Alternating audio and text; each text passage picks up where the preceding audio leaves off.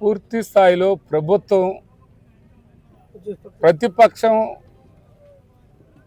అనేది ప్రభుత్వం ప్రతిపక్షానికి అవకాశాలు ఇవ్వాలి. నిరసన తెలియపరిచేదానికి అవకాశం ఇవ్వకుండా మేము అవకాశం ఇవ్వము, మేము ఎదురు దాడి చేస్తాము అని అంటే అది ఎంతమాత్రం అది పద్ధతి కాదు. పూర్తి స్థాయిలో ఎవరైతే ఉన్నారో ఇవాళ డిఎస్సి దాని మీద రాష్ట్ర వ్యాప్తంగా అన్ని విధాల రాష్ట్ర వ్యాప్తంగా ఈ నిరసనలు జరుగుతున్నటువంటి పరిస్థితి. డిఎస్సిలో మెగా డిఎస్సి అని చెప్పి అక్రమాలు జరిగినాయని అన్ని విధాల దాని మీద వైఎస్ఆర్ కాంగ్రెస్ పార్టీ అధినాయకుడు జగన్మోహన్ రెడ్డి గారి ఆధ్వర్యంలో అన్ని విధాల పార్టీ ఆధ్వర్యంలో ఇవాళ నిరసన కార్యక్రమాలు జరుగుతున్నటువంటి పరిస్థితి.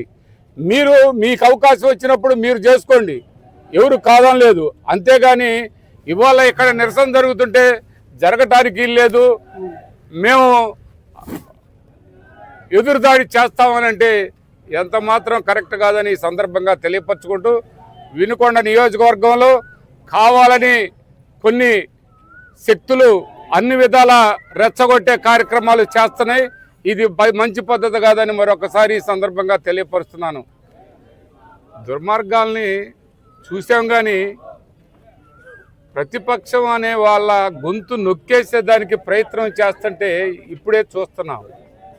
ఈ ప్రతిపక్షం అనేది లేకుండా ఉండాలనే ఆలోచన చేస్తే అది ఎంత మాత్రం సమంజసం కాదు అని ఈ సందర్భంగా తెలియపరుస్తున్నాను. ఎవరు ఏంటి అనే దాంట్లో పూర్తి స్థాయిలో ఏ విధంగా చూసినా మేము మీకు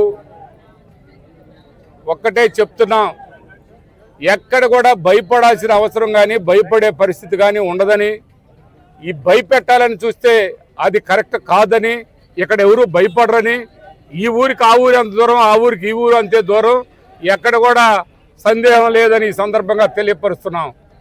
ఏంటి బెదిరిస్తారా? ఏం బెదిరిస్తారా? కూర్చోండి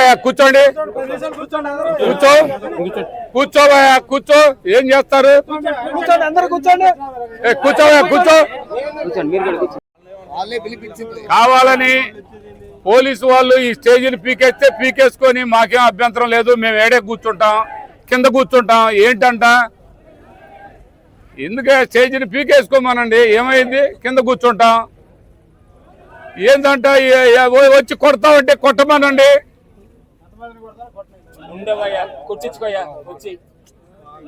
పూర్తిగా ఏదో చేసుకునే దాంట్లో ఎక్కడ కూడా సందేహం లేదని మరొకసారి తెలియపరచుకుంటూ, ఇది మంచి పద్ధతి కాదని, ఇది మంచి ఆలోచన కాదని, ఈ నిరసన కార్యక్రమాన్ని ఎందుకు పోలీసు వారు ఎందుకు మమ్మల్ని అడ్డుకుంటున్నారని కూడా మేము ఈ సందర్భంగా తెలియపరుస్తున్నాం.